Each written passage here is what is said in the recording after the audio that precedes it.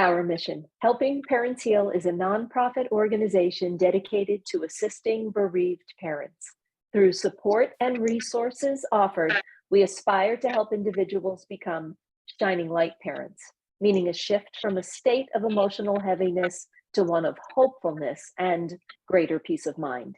Helping Parents Heal goes a step beyond other groups by allowing the open discussion of spiritual experiences and afterlife evidence in a non-dogmatic way. Helping Parents Heal affiliate groups welcome everyone, regardless of religious or non-religious background, and encourage open dialogue. Attendance at all Helping Parents Heal meetings is voluntary.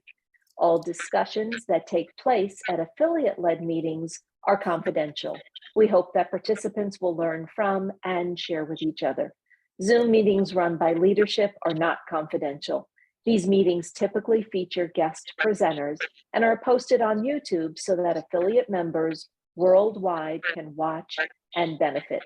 Neither type of Helping Parents Heal meeting is designed to replace traditional therapy or spiritual counseling. Helping Parents Heal offers a wide variety of speakers, allowing parents to learn about many possible ways to heal. This includes presenters covering progressive topics such as afterlife evidence and connecting with our children who have passed. The views expressed by our guest speakers may or may not reflect the opinions of Helping Parents Heal leaders and members, so we ask that you take from their presentations whatever may benefit you personally. Welcome, everyone, and welcome, Fara. We're so glad you're here this evening. Thank you so much for having me. Yes, we are so thrilled to have you here. And I am going to read Fara's very, very short bio, and then she's going to tell us a little bit about herself and how this all started to happen in her life, which is so exciting. And let me go ahead and just tell you a little bit about her childhood and how this happened. Fara Gibson began to give specific messages to people here in the physical world from their loved ones in heaven in her late teens. She remembers watching television when she was younger and seeing Sylvia Browne and John Edwards on their shows, and she thought to herself, whatever disease it is that John and Sylvia have, I have the same disease. They made her feel normal because they were the first ones she had ever seen who shared the same ability as she did. Moreover, she also realized that in important times, she was able to give messages that saved lives here on Earth. You can learn more about Fara on www.faragibson.com. And again, she is a huge bright light. She spoke at our last conference. She'll be speaking at our next conference as well. And without further ado, please join me in welcoming the beautiful Fara Gibson. Welcome, Fara. Hi, everybody. Thank you so much for having me, you guys. I just love being on here. So Elizabeth told me that one of the first things that I should talk about, because really never talked about it here, is like, where did my foundation start and how did I start finding out that I was a medium and all of those things. And some of you that have followed my page kind of know some of these stories, but really it was my late teens, early 20s. And I didn't have a mentorship. I didn't have a foundation of anyone in my family or friend circle really that nobody knew that I had these abilities, and I didn't share it with them because they wouldn't have been accepting of it, or so I felt in my younger years, and come to find out later that was a true statement in my family, not including my kids, but in my parents' circle and in my grandparents' circle and stuff, it just really wasn't something that was open for topic. My dad to this day, really kind of believes that when you die, you're dead, you're in the ground, you're worm food, you're done, that's it. And that's his faith, and that's okay. And so it really wasn't my place to challenge that, I found out later. So late teens, early 20s was really when I started seeing Sylvia and John Edwards. John Edwards, I would say, has a very similar style to me, and in the way that I feel like I see things and get things. He and I kind of, so I really resonated with seeing him at a young age on TV going, gosh, I think I can do that. And the messages that I shared when I was young really weren't messages that somebody was going to share and say, Fara's a medium. And I wasn't putting a label on it for myself. Honestly, I didn't understand what it was that I had either. It was normal for me. So if I went and said something to somebody, it was really like a coming out of my skin. Like, if you knew that your best friend's husband was cheating on him and you just found out this dish today and your best friend just walked into your house, that coming out of your skin, like, oh my gosh, girl, I have to tell you you something, but I don't know how you're going to accept it. You know, like that just like back and forth, like tug. That's kind of the feeling that I would get. Like, I need to go say something to this person, but I don't know how they're going to accept it. And I really don't know what it means for them, but I feel compelled to say this. And I realized later that that was heaven putting me in their path when they needed it most. And I learned later to never ever ignore those moments, because they were so very important and they could be life-saving and life-changing. And that's really what's kept me driven. So when I see things, you know, I try to like come up with the best way to describe things, because I really want you guys to work on your abilities to connect with your own children. And we're going to talk about that as well today. But I learned that I would get passing indications on my body, you know, how they passed. I would feel like a pain in my chest or heart and like short of breath. And I would feel like stroke-like symptoms in my brain. And I would feel, you know, like I was missing a digit on my finger, little things that I would get when I was younger that I didn't put into perspective other than what the heck's wrong with me. And I wasn't a hypochondriac. And there was times that I went to the ER with stroke symptoms and then it would just clear. Well, I didn't have an understanding of it. But what I was getting was passing indications of loved ones who were connecting with me. And then, you know, I started getting little things like visions in my mind and stuff, you know, almost like remembering something, but it's not my memory. And it didn't make sense why I was remembering this when it wasn't mine. And I would see things just like you guys could remember something in your journey. And your loved ones will use your mind or memories to show you those pictures. Those pictures are not vivid in front of me the way that I see solid like you and I. They're in my mind like I'm remembering it. So when they're describing, like if they tell my mom to look to her right, I feel like if I look to her right, there's a picture with a red flower on it. I literally did that with a mom, and she goes, oh my God. And I was on a phone call and she goes, oh my gosh, if I look to my right, there's a picture with a red flower on it. And it was a picture that her child had painted, you know, so, but I see that like a memory. I'm like, oh, if I remember, if I look to my right and there, you know, so I want you guys to understand, they'll use your mind, they'll use your thoughts, they'll use your visions, they'll use indications on your body to be more specific as well. Are we doing good, Elizabeth? Good. Okay. And so late teens, early 20s was when I really started putting these things together. But again, nobody was sharing with anybody. If I was stopping somebody in their day and giving them something that was really keeping them going, it's not like they were sharing like, oh my gosh, Fara stopped me and I had a gun in my hand today and I didn't take my life. They're not sharing that information with somebody else. And so it wasn't like it spread like wildfire that I was a medium. And so when I got together with my now husband, because I was together with my ex for 17 years, guys, he was terrible, super jealous and super abusive. And there's no way I could have been sharing at the level that I share at now in that type of relationship. It taught me things, it grew me, it taught me my worth. And when I got together with my new husband that I have now, that's really the first time in my life that I unnecessarily shared my abilities.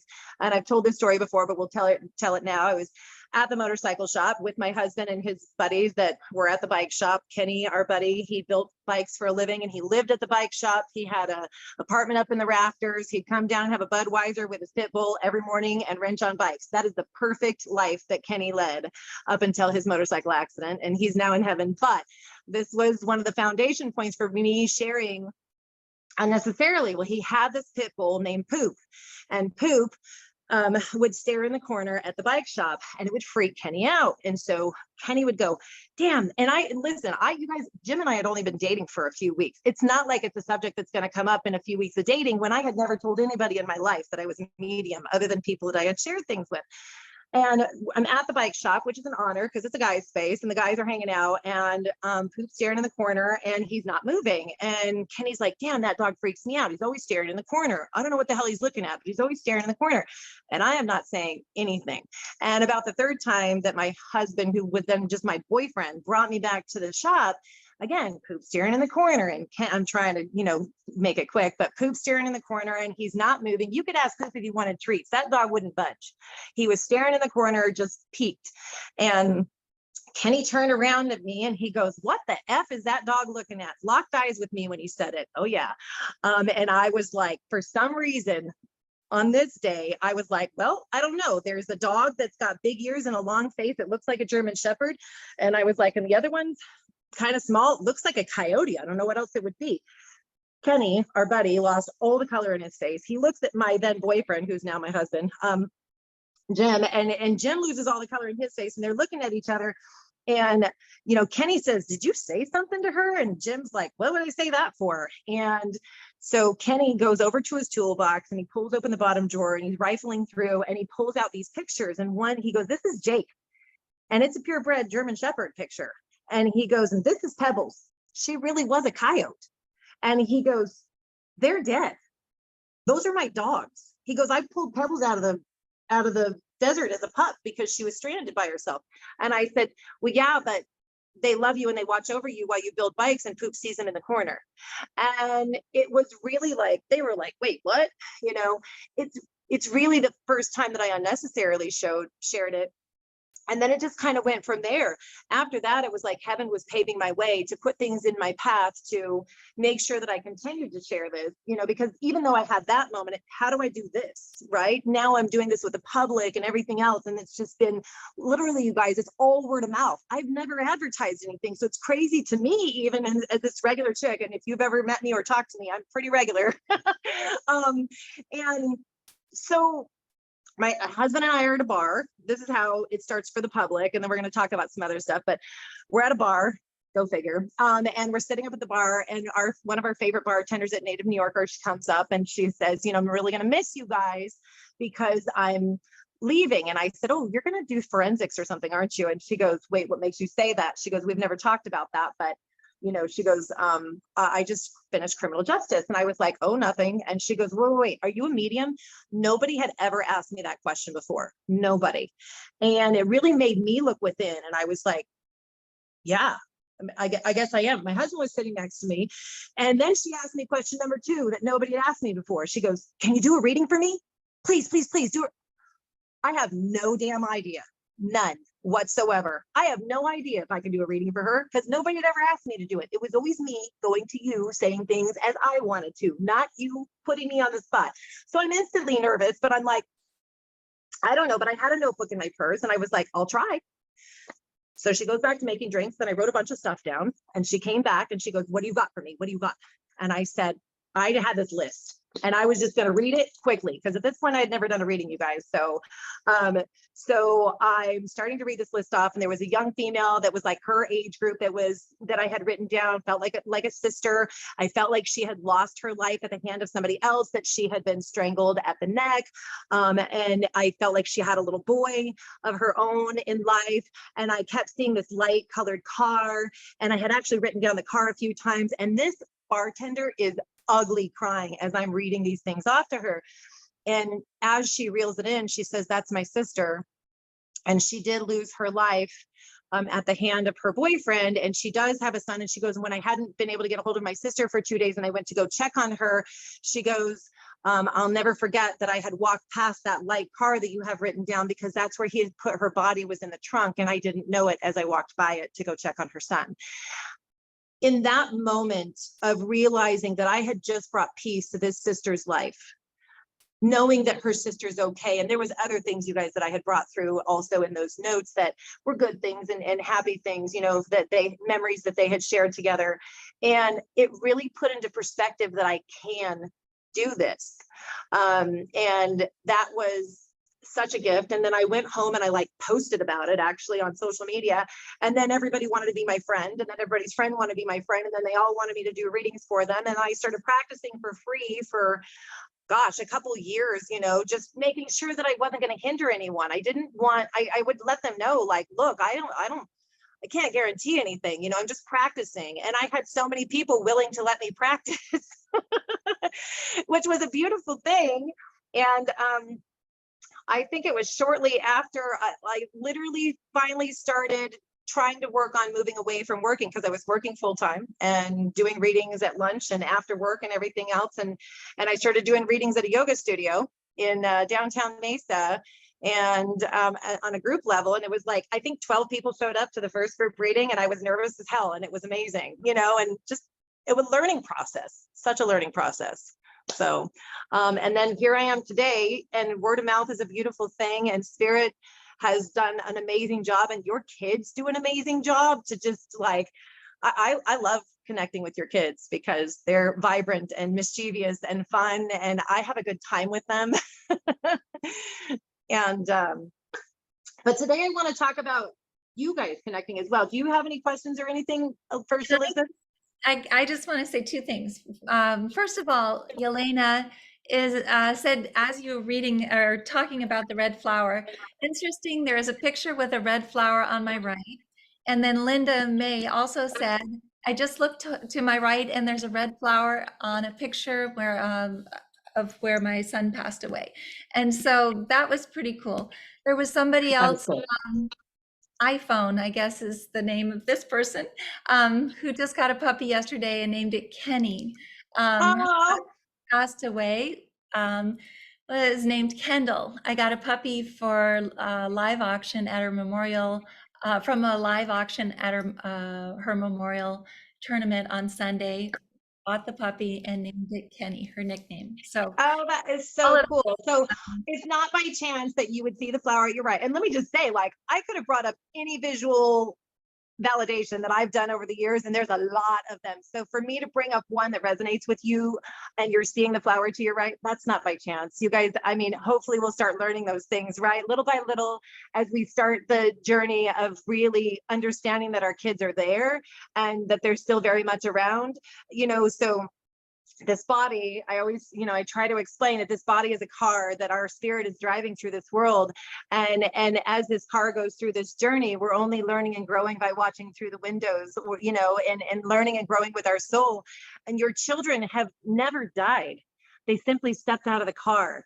They're still very much present with you, and they're boundless. They're not stuck in that car anymore, which is actually kind of cool in a way. I mean, if there is something good to see about it, they're boundless. They can be with you and others in their family at the same time, where, you know, once my adult kids moved out, you know, you see them when you can, but you don't get it. Like, your kids are with you every millisecond of every day. And then it's a new relationship that you have to start forming with them. And it's one that your soul already knows. In the human sense, we have to start forming it, because we have to kind of get rid of those human self-doubts and filters and things that we have kind of in our way, because your soul knows very much when your children are present, and your soul knows your child very well. You have unbreakable bonds that are much stronger than my connection. So I want you to understand that as a parent and a sibling, or, you know, any of those relationships, you guys, our family bonds are amazing and eternal. So it's much bigger than mine. Mine is an hour with you, reminding you of that typically in a reading, but it doesn't make it any less defined for you when I walk away. So we're gonna work on that connection a little bit. I want you guys to understand that your thoughts are your soul's voice speaking. Your thoughts within your mind are your soul's voice speaking. When you're directly thinking of something and pondering something or whatever it is, that is your soul speaking, and that is you pondering that. But when thoughts are coming at you that you didn't try to think of, but your thoughts are instantly going to your child in the moment that you're thinking them, you're hearing your child. That's how subtly different their voice versus yours is going to be. And you have to learn that different vibration, or that different speech. I almost equate it to, like, on a chalkboard, your words would be written in white and theirs would be written in yellow. And so it's a very close contrast, and you just have to really pay attention and be in those moments. So know that they will use your mind or your memory to show you visuals, you know, as they show you things. Like, challenge them to show you in your mind something that one of your family members did that day, or something that they ate, just a food, you know, that can pop into your mind. I've said before, you know, challenge your kids to play the color game with you. Challenge them to tell you in your mind what color t-shirt so-and-so is going to be wearing the next time that you see them. You know, all of those things are things that your kids will work with you on. If you play the color game with them, with a shirt or with a whatever, you know, it's something you could visually validate and not have to feel weird, depending on who you're around. You know, maybe we don't talk about this spirit thing around everybody because not everybody's comfortable with it, but you can play that game yourself with your child. So one of the things that I like to do when I'm doing these things is play a game with you guys, with your children. So I have something here on my lap And in a few moments, not yet, but in a few moments, I'm going to have you work with your kids, and you're going to ask them to give you a validation of some sort of description of what it is that I have in my lap. We're going to do this twice. So this is just going to be the first time. Don't do it yet, but I'm just going to explain. I want to walk you through what I'm going to do. And that way there's no surprises. So we're going to close our eyes for a moment, not yet. And we're going to take deep breaths in, as Fara says, and we're going to blow them out. And as we take deep breaths in, we're going to be breathing in our child. And as we blow out our breath, we're going to be blowing out self-doubt, because that is the worst, most terrible human thing. And we just don't need it. So it's out of here. And so that self-doubt thing is gone. And we're going to do that twice. And then I'm going to ask you to ask your child in your mind to visually give you a description of what it is that I have in my hand. Can they give you a color? Can they give you a texture of it? Can they give you a visual, whether it's an animal or a thing, or, you know, whatever it may be? Is it, you know, is it hard? Is it soft? You know, whatever. Is it beautiful? Is it ugly? Whatever it is, you know, so maybe that your children can, they'll be capable of giving you something. Have faith in that. And I want you to just pay attention to the very first thing that pops in your mind. Don't overthink it. We're not going to the second or the third thing that we think that we might, because then our human mind is getting in there and changing things around. Listen to the first thing that pops in your mind, and we're going to do that now. Okay. So I want you guys to close your eyes for me. And I want you to take a big, deep breath into your nose, inviting your children. And I want you to blow it out your mouth, blowing out self-doubt. Keep those eyes closed, and I want you to breathe a big, deep breath in, inviting your children. And we're going to blow out self-doubt. Now I want you to take just a moment and ask your child to give you a visual of something that gives a little bit of a description of what I have here on my lap. I'm going to give you a moment.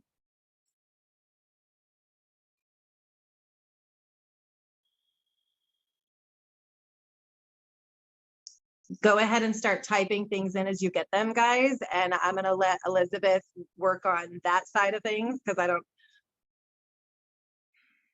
Interesting.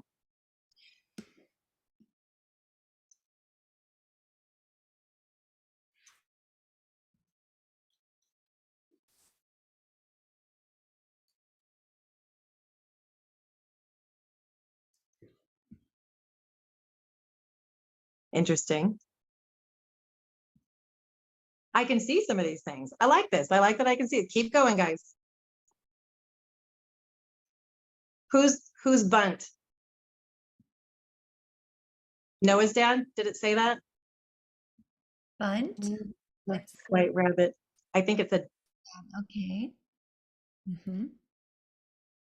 Maybe I don't have my glasses on, so maybe I totally read that wrong. Yes, yes. It's Noah's dad said bird. Interesting. I love furry white something. I like it. I'm just kind of letting you guys do a little bit of the chiming in and the different things. And then I'm going to show you something. Are we ready? Purple hard shiny pen. See, now I'm worried about the stuff that's around me. I think they pretty much, like, you guys have no idea. They describe like 5 things that are literally like right around me. You have no idea. So I love your kids for being, but I'm going to show you this. So I have this block, and it is a block, and it's wood. And actually, heard chirping, love it. It is love, right? One of my clients or people at the Helping Parents Heal conference gave this to me, but I want you to look closer, because on this is a bird. And some of you were saying white or white furry. I could see where it would look a little white and furry, but there's also flowers on this. I'm trying to see what kind of pictures, sorry, again, trying to show you like all the different visual pictures that are on this. Diane Schwartz was saying white daisy. We also have Helen who was saying a sunflower. Lori was saying a yellow duck. And when she said that, I thought, oh gosh, it could be, maybe You that know, actually. right. And then somebody said a tree or something too. So there is leaves on this as well, you guys. It's not just, so that's what I'm saying. So I love, there's different interpretations, right? And that's what I wanted to talk about. There's very different, and let me just tell you guys, hold on. So you don't think that I'm crazy or that I'm making things up. I want to go grab something really quick because there were a few other things that people were describing. We've lost Farah. She'll be back. Oh yeah, I'm coming back. Sorry. It was literally right in front of me. So some people were talking about the furry thing. It's here. It's right here. And then some people were talking about the purple. And some people were talking like, you guys, I have all the things that you were describing right around me. But the one that was in my lap in that moment was the love sign. But what I was saying is some people got just a bird. Some people got a tree in their vision. Your loved ones will show me a tree to try to get me to be specific to a leaf, or your loved ones will show me a bird, but maybe it's not supposed to be a real bird. Maybe it's a knickknack bird or whatever it is. Like somebody said that they heard a bird chirping, right? And that gets you to bird. So they'll play charades with you to get you to the answer, if that makes sense. And I love so much that now listen, if you didn't get it on the first time, don't feel defeated. That's okay. It's not a problem. We're going to work with your kids, just like learning guitar, right? You can't just pick up a guitar and start playing. You have to learn chords. You have to toughen your fingers. You have to do all the things that you need to do, learn chords, learn music, all those things to play a guitar. It's not like it's going to happen instantly sometimes. And sometimes for people, oh my gosh, they're like supernaturals at getting the guitar down, right? And they can pick up a guitar and just start feathering it and playing songs. And it's like, man, how come that's so easy for you? And my husband had to work 5 days a week on guitar lessons. And I sing and music comes naturally, and I didn't have to. So keep doing it. And I'm going to do another exercise with you guys to see if we can work with your kids again. Are we ready? Does anybody have questions? I guess I want to make sure. There was one question before we started the exercise. Yeah. And let's see. I guess Melissa was saying, I am odd when you talked about feeling in your body the passing. Before my son crossed over, I would spontaneously experience that same thing when someone in my presence mentioned a loved one who crossed. I thought I was going crazy. My son would just laugh. I'd like to know what to do with that. It has happened after my son leaving, but I've been isolated, so not as much. Yeah. So when I started getting passing indications, again, I said, and I love, let's talk about some of that stuff, right? It really freaked me out because I had no control over my abilities at that time, nor did I have anybody to bounce it off of and ask them, what should I do? And so there was numerous times where I ended up in the ER really thinking that I truly had something health-wise going on, you guys. When I was getting passing indications before I started getting more control and understanding, they were pretty severe passing indications. And it was a blessing, I learned later, that they were being that, direct and giving me those indications, but I didn't realize they weren't mine. And so I started working with my guides later as I started understanding my abilities, and I started working with my guides to say, okay, if this passing indication is something that I need to help somebody, I'm allowing it in my space. But when I ask you to lift it off, because I need to know if it's my passing indication, then I'm done with it at that moment, and I'm setting a boundary for myself, right? So you have the ability to set boundaries for yourself with your abilities and be in absolute control without fear. No need for fear whatsoever. You just need to believe in yourself and the boundaries that you're setting. So I really started drawing lines in the sand going, look, I don't mind if you give it to me. I want it if it's going to help somebody, right? But it doesn't need to be so severe. And I started taking the time to use different symbols, basically, that I was going to use for passing indications. So maybe they were giving me a head impact feel, like for a car accident or something, or a chest impact feel for a heart attack. And I was like, okay, well, it doesn't have to be so harsh. And you can go ahead and give me like one little tinge in my chest and I'll know it's a heart attack, versus a big, And so I really started setting those boundaries and working with them. And I started setting symbols in my mind as well. So like if they would show me the beaches of Normandy, I didn't just want to say that there's a soldier in your family. Clearly, we all kind of have one or two, maybe not. But I wanted to be more specific to the war that they were maybe in. So if they show me the beaches of Normandy, I know we were in World War II. If they show me more of an Orient and a jungle with like swamps and stuff, I know it's more Vietnam. You know what it's like? It's just things that I've set up for them to show me. And it really has to be within my Rolodex for that. So I wasn't great in school because I thought I didn't need any of that history crap. I was like, what do we need that for? Like, that's just dumb. And now as a medium, I wish I had paid more attention and memorized some of those things more. In fact, I've had to ask my husband, okay, what would define World War I versus World War II? And my husband's like, well, there was hats with spikes on them. And I'm like, okay, perfect. World War I, hat with a spike. You guys got it? Like I'm telling my team. But when you're getting passing indications, you're getting things. Now, I will say this, if you're getting a precursor that somebody's going to pass, right? Because I used to get those. And I will tell you a quick story too, because this was when I realized a burden of that in my life. When I started discovering my abilities later, when Jim and I were together, and I really was like trying to figure out what I could do, what I couldn't do, right? Because I had done that impromptu reading. I was at work one day at the phone company and I sat down and I wrote an email to myself of ages that people that I loved would be when they passed away. And I made a list of my husband, his brother, my dad, a lot of people that I love in my life. And one of the people on that list was Kenny, who I said did now pass in a motorcycle accident. I emailed this to myself. And I hadn't touched it for a couple of years. And I pulled it out. I pulled up this email for some reason about a month before Kenny's passing. And I had it written down on that list that Kenny was going to be 47. And I was like, well, great. I'm wrong. There's no way that any of this list is valid because I have 47 and Kenny's 47 and nothing's wrong with Kenny. And he's like just a couple months from his birthday. And then we got the call that Kenny went down on a bike and we went to Scottsdale Osborne and we kissed our brother goodbye at Scottsdale Osborne that day. And as we went into the room, my husband couldn't go in the room. He said, I can't go in there because I had to talk a nurse into letting us in because we weren't next of kin.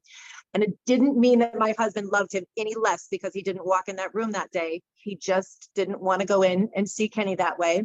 And he stayed out on a bench. And I went out to this bench after, and I said, babe, he looked beautiful. And I said a couple other things to him. And I said, I just feel so bad. And he said, why do you feel so bad? And I said, because I had this list of people that I made and I knew that Kenny was going to be 47 on this list and he's 47. And my husband looked at me so angry in that moment, so angry. And he goes, why didn't you tell anybody? Why didn't you tell anybody? We could have saved him. And I said, because I couldn't have changed a thing. I'm not bigger than his blueprint. And so in that moment, I asked my team in heaven to stop giving me passings for people. I would never predict a passing ever again. It's not the burden that I want. It's not helpful or healing to somebody for me to give that information. And there's nothing that I can do to change that moment for that person in their blueprint because their blueprint is theirs and it's not mine to change. So if you do get precognitive things like passings, I think that was part of her question, and you don't want them, tell your guides to lift them off and you don't want them anymore. You just, set that guideline. I said that today's the last day. I put that list away. I never looked at it again. That was the only age that I actually went back and looked at because it was the first age on that list that would have been coming valid. And I don't remember what the other ones were and I don't care. So. Wow, that's amazing. That's Yeah. really. And one of the things about your story that I think is very reassuring to all of us is that in spite of the fact that it is incredibly hard to have our children in spirit that is the way that it was going to be no matter what. We didn't do anything wrong. We should not carry any guilt with us. They did not do anything wrong. They No. graduated early and they are happy, healthy, and home. And we're still in school and we're learning things here. But it is pretty amazing that you were able to make that list. And I wouldn't want to have a list like that either. That would be very It was a heavy. good teaching moment for me. Heaven was teaching me a lesson that day, you know, and so really, I think I made that list out of ego to see if I was right. Because at the very beginning of my journey, I was just trying to figure out, you know, what I could do. And that list was humbling for me to go, you know what, take a step back, Farah. You don't want everything that you think you want, you know? So yeah. Well, it's really those are all very reassuring things for all of us as Shining Light moms and dads. And so thank you, and siblings as well. I'm sure there are siblings on here as well. Um, Linda's saying, my son was told he would pass away tragically, and he did about 2 weeks later. That that's I the burden I would never hand to anyone right. ever. You know, I mean, you guys, I get medical indications as well at times. And if your loved ones bring up a medical indication that I should talk about because there's some, you know, avenue that I can bring to help you in your journey with something that may be going on, then that would be one thing. But I don't diagnose people. I mean, how terrible would I be, you guys, if I was walking down the street at a sidewalk and going, that guy's liver's messed, you know, that, like, what benefit is that? I feel like there's no benefit to putting people in a place of fear because you're not going to be any bigger than the blueprint of that guy's liver being messed. You know what I mean? I mean, the truth of it is if he wrote a liver issue in his blueprint, he's going to have a liver issue. And it's not my place to be bigger than that if that's what it's meant to be. You know, even, you know, like we write all kinds of different things in our journey, you guys. Life's not meant to be perfect. If it was, we would have stayed in heaven. You guys are absolutely amazing. You're here living life. There's so many souls that don't do that. You have a blueprint for yourself, I promise. And it's full of terribly awful things that are so amazing for your growth. And be proud of yourself and where you're standing. Trinity is saying, I'm not bigger than my blueprint, among many other profound things that you've said. And I agree with her. I think that that's absolutely beautiful. I wanted to go back to, and she's saying hi. I wanted to go back to the very beginning because, let's see, one of the moms said that, this is Sherry, before I ever heard of you, Farah, I was looking for a poem that spoke to me at the crossing over of my son. I came across a poem that did just that, and you were the author. Later, I would become a member of Helping Parents Heal and see you here. I feel there is some definite synchronicity there. Isn't that beautiful? And you are an incredible. I appreciate that beyond words. So it's funny because Elizabeth was complimenting my writing before we started the meeting today. And you guys, I've been driven to write since I was a kid. I love writing. I told you I hated school. I absolutely did. I was terrible. I got good grades, but I just terribly did not like school. But one thing that I always loved to do was write. And I would literally offer to write my friends essays for them. Like anytime anything had to be written at length, I was in, like I was your person. And when I started dating my husband, you know, I wrote the most beautiful love poems. You guys have never shared any of those, but I have some pretty good love poems for like people falling in love and all that jazz too. But when I started sharing myself as a medium, I really started asking heaven to inspire every word that I've written. And so every poem that I write, every article that I write, every story that I write, every letter from heaven that I write is truly inspired. Like I ask all of heaven to work with me in the way that I'll hear them best. And so it isn't by chance that you're coming across that poem or you're coming across that letter from heaven or that whatever article that I've written and shared. And you guys, I don't know if you're on it's my Fara Gibson Psychic Medium Facebook page. I don't have the time on there that I used to, where I used to literally respond to every single person. I still try to go through and like almost everybody just to like read things and stay present. But you guys, I run that page. Nobody will ever run that page for me. It is me. And I try to share so much on that page that if you never get a reading from me, you'll find a perspective of healing. You'll find a poem that resonates that that day. You'll find an article that lifts you that day or gives you information, because I really feel like the more we know, the less we fear. And if I can give you that knowledge behind this and what it means that we're going through this, because why? Why is one of the biggest questions we ask. Why on earth do we lose a child? Why on earth do we lose a child? And if I can teach you that your child isn't lost, then that's an amazing day for me. And even if you've never gotten a reading, that's a good thing for me, that people just love the writings and stuff. I love that you say that you found that poem and that they'll bring you to them in the craziest ways. I literally had a group reading at my house, group of 10, and this was a few years back. And a mom stood up at the end and she said, "Can I say something to you?" And I was like, "Absolutely." And she just broke down in tears and she said, "I stood up at my daughter's funeral and I read a letter from heaven out loud." And she goes, "I don't know how I got through every single word, but I did." And she goes, "And I read it from beginning to end for everybody that was there present to honor my daughter that day." And she said, "And when the funeral was over, she said, I had never even heard of you. And I went to look to see where this letter had come from."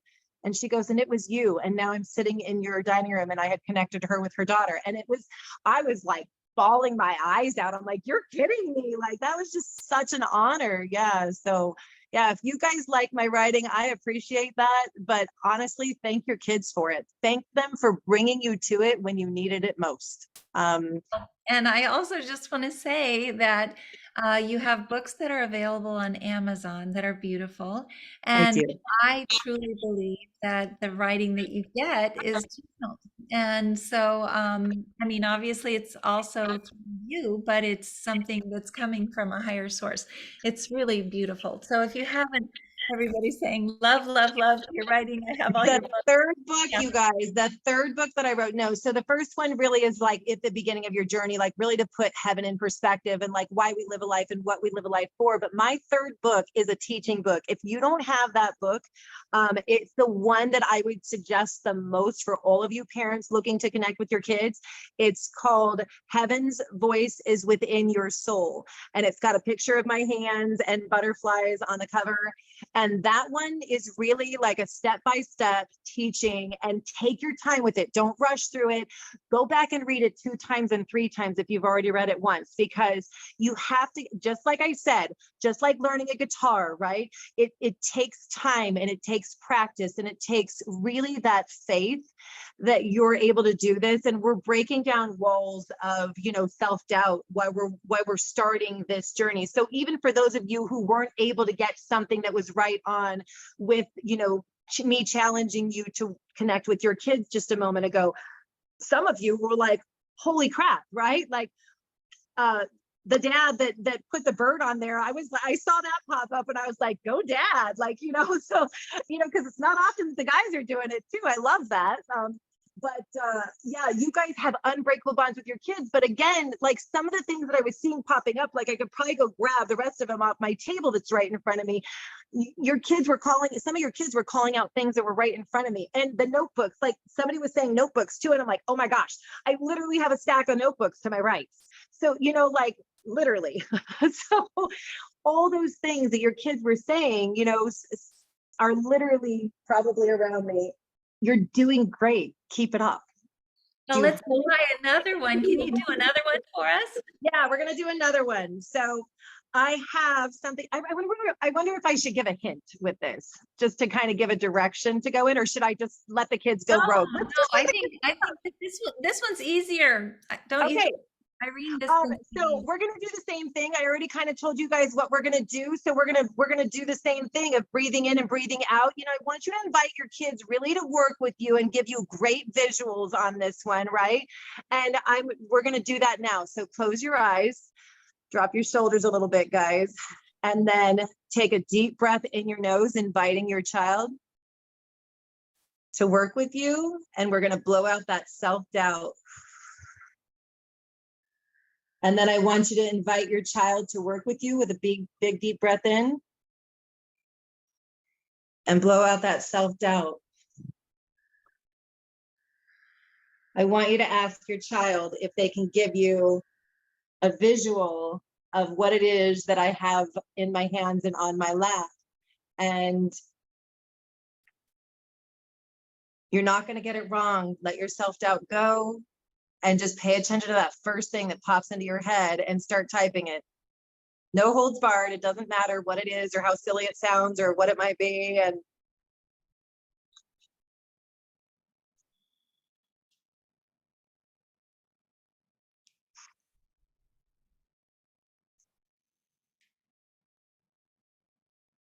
interesting.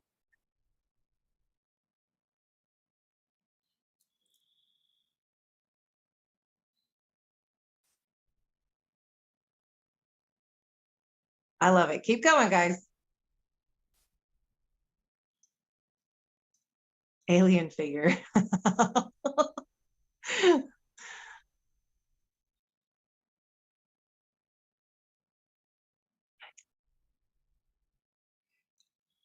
Pine needles. Interesting. Zigzags. Yep.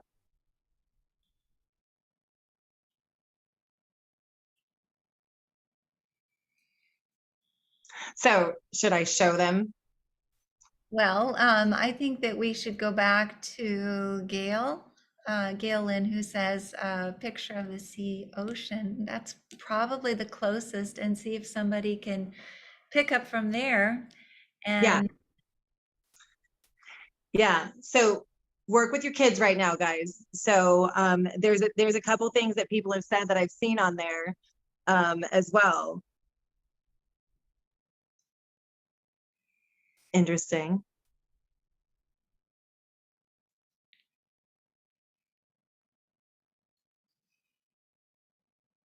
Interesting. I'm trying to see what's underneath it. What's on the bottom of it? hey, I think we've got our answer. So Gertie Peck said turtle. And yes, and I think that this is so important. And here's the thing, I have to pay attention to some of the, you guys need to understand that sometimes they'll show you things that are literally like a part of it, right? So, because the face on this kind of looks a bit birdish, just, right? And then like on, there's whoever said zigzags, right? Somebody was saying zigzags. I would say that those are definitely zigzags, right? That are, I mean, unless you were talking about like zigzags that we roll pot in, I don't but it's also made of wood, right? So there's wood with it. I actually brought this out in honor of Maui and everything that's going on there because I have them in my heart right now with everything that's going on.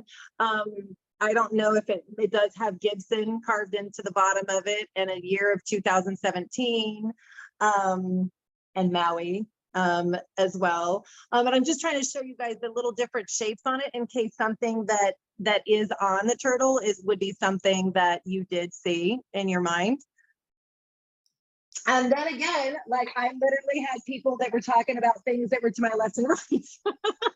So, because I was seeing some of those things and I was like, oh my gosh. And even some of you guys were getting to the jellyfish and the things, right? And those were ocean creatures and stuff. But now you guys know how hard my job is. I work with your kids every day, right? And so you guys, I think somebody had asked on there too, why can't they just be direct, right? And so here's the thing, they are being direct in the best way that they can using my Rolodex or your Rolodex, right?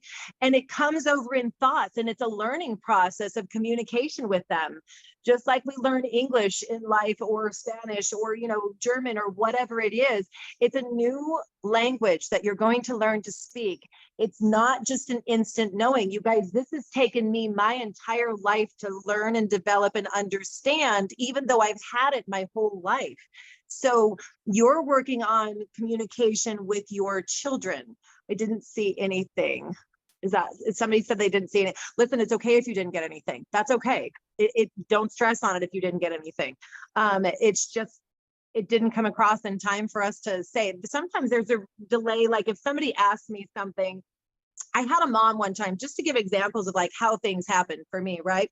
I did a reading for a mom, and I had already done a reading for her once before. Her son had passed with a brain tumor, and he was young, and I already knew all this because I had done a reading for her before. And she's calling for her second reading with me, and she's emotional, like right when she gets on the phone with me. And I said, honey, what's wrong? And she goes, I just have to ask you one thing. And I'm like, okay. And she goes, I hate to do this to you, but I need my son to tell you how we said, I love you. And I'm like, oh crap, because that puts me in a place of stress, right? She is putting me on the spot. This mama is broken. And right now she needs me to come up with whatever secret, whatever they had to say, I love you. And I'm like, listen, like I always say, don't hold on to that one thing just in case I can't get it or it's not in my Rolodex. But I said, listen, if you're willing to be patient with me, I'm willing to try. Right. And so I said, when I was on the phone with her in my truck, because this was back when I worked for the phone company, I was doing phone readings on my lunch break. And I said, he's telling me to free up my right hand. And she goes, keep going. And I'm like, well, okay. And I'm like shaking my hand in front of me. Okay. I'm physically doing this, you guys, while I'm on the phone with this mom. And I said, he's telling me to put one of my fingers out. My pointer finger is out. And she goes, keep going. And I said, it's on my nose. And she just broke down and cried. And she goes, that's it. She goes, my son was going to lose his verbalization. And we knew that when he was sick. And she goes, so we came up with I love you before he lost his verbalization and he could still touch his nose. And it meant that he loved me. And he pulled it off, you guys. Like, it literally took me a minute to get there. Don't get me wrong. And I was stressed as hell. I was like, oh my gosh. And I was like, thanks, kid. Like, thank you. But here's the thing. I always say, don't try to stump the psychic either. Don't come with a special secret word or a special something that if they don't come up with that, it's the only reason that you're going to know that it's your child or something. Let go of those things because you may miss out on a beautiful 45 minutes of validations that were so amazing and so specific, and that didn't come up, but you were so focused on that you're missing those things. You see how hard this is right now just in working with your kids and getting that specific validation of what it is that I'm holding.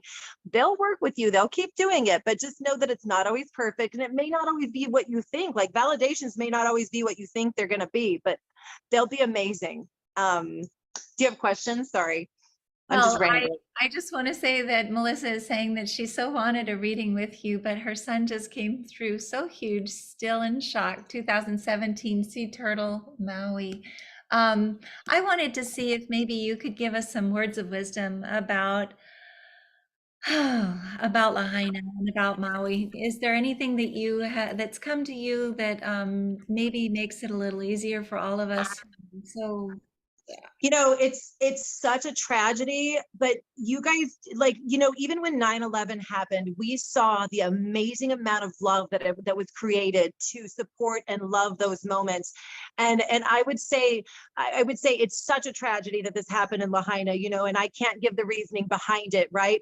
But in tragedy like this, when we see love step forward and take over, and unconditional moments that we're seeing right now with everybody being present, and I think it's just an amazing example of love in this world, and that there are good people. And I literally, you guys, when I was in Hawaii, and this will be a great story. I was in Hawaii, and my husband and I, it was the day before we were leaving, and we were sitting at the Marriott eating breakfast, and there was a dad and his son that were in my husband's view, but behind me, that had gotten their food placed on their table, but they didn't have silverware. Well, we had silverware on our table. My husband goes, hey, turn around and give that dad and his son our silverware because they had already got their food and they can't catch their waiter. And I was like, oh, okay. Me, like I'll talk to a doorknob and make friends. So I turned around and I said, here, you guys use our silverware. Were there locals that we had met? And the dad was just so grateful. And he's like, yeah, Ohana, like that's what we do, and he was so excited. He was telling me about the love of the island and everything. And he goes, what are you guys doing tomorrow? And I said, well, we're going back home. And he goes, well, what time? And I said, we fly out at midnight, because everything that leaves Maui back to Arizona, I don't know if you guys know, or if it's just me, but it's like midnight, and he goes, drop your bags with the guest service. And he goes, and I'll pick you up in my outrigger canoe.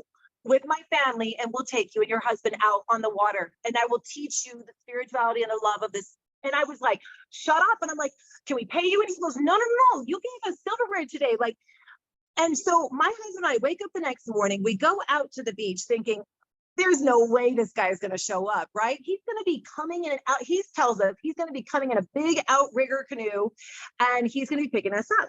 Well, son of a gun, if here doesn't come this big red outrigger canoe, and there's, let's see, him, his son, and another girl that were on it, and they're paddling and they're going hooah, and they're hooah, and this is so surreal. They're coming and they're picking us up, and they take us out on the water, you guys, and we're going right where, this was years ago, so we're going out and we're looking at Lahaina, we're doing all these things, and it was so magical. And he was telling us how spiritual and how love-filled this island is, and how it saddened his heart that most people didn't ask the history and the love and the spirituality of the island and what that mountain meant and all those things.